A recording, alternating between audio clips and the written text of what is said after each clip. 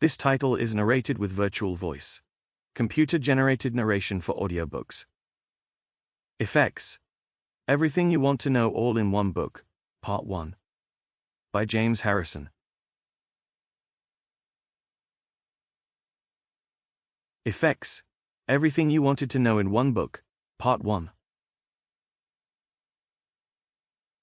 FX. Guitar effects, pedals, rack mounts, talk boxes, wahs, vocoders, preamps, amp simulators, /modelers. What they do, their history, components, manufacture, substitutes, clones, replicas, and the companies, and bands, people, and artists, who invent /create /fix /mod /use them. Buzz, whir, and magic. The epic journey through the wild world of effects.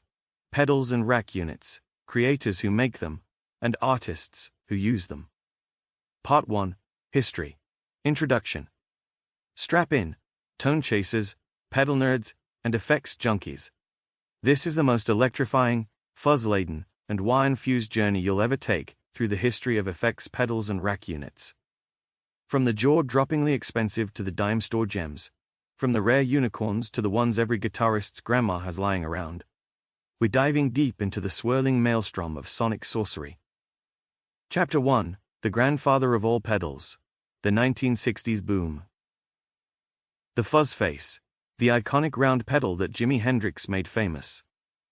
Discuss its inception, the original germanium transistors, and why collectors would sell their souls for an original. Fun fact. The fuzz face's housing was inspired by a microphone stand base. Talk about not reinventing the wheel, or should I say circle. The Maestro F said one fuzz tone, the first commercial fuzz pedal. How Keith Richards turned it into a legend with Satisfaction, and how this odd little box became a gateway drug for pedal addiction. Humorous note. This thing was about as reliable as a vintage Italian sports car in a rainstorm. Chapter 2. The 1970s, Psychedelic Mayhem and the Rise of Rack Units. Electro-Harmonix Big Muff Pie. The Tale of Mike Matthews, and How a Love for Sustain birthed a classic.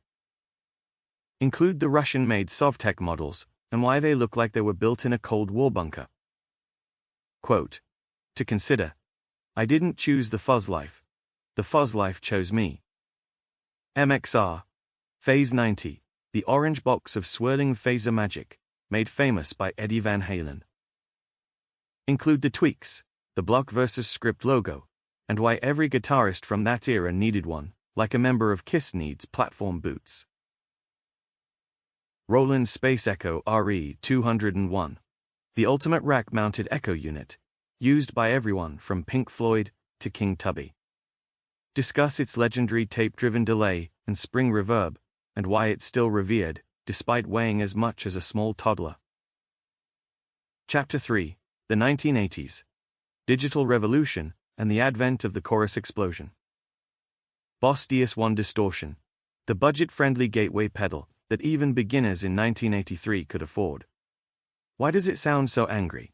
And how did it end up on the pedalboards of Kurt Cobain, Joe Satriani, and Steve Vai? Humorous note. Even the DS1's bright orange color is like it's screaming, play me or else. Ibanez Tube Screamer, TS808 TS9. The pedal that gave blues and rock players their mid-boosted, warm overdrive dreams. Delve into the quest for the perfect op-amp, the JRC 4558 chip, and how it turned into the most cloned pedal circuit in history. Fun fact. Stevie Ray Vaughan kept at least 4 of these on stage, proving that more is always better. Chapter 4. The Multi-FX Rack Units. It's the 80s. So more is more. Eventide H3000 Ultra Harmonizer. A deep dive into the legendary rack unit that brought pitch shifting, delays, and reverb into one box. How it revolutionized studio recordings, and made every guitarist feel like they had an entire effects department in their rig. Lexicon PCM Series.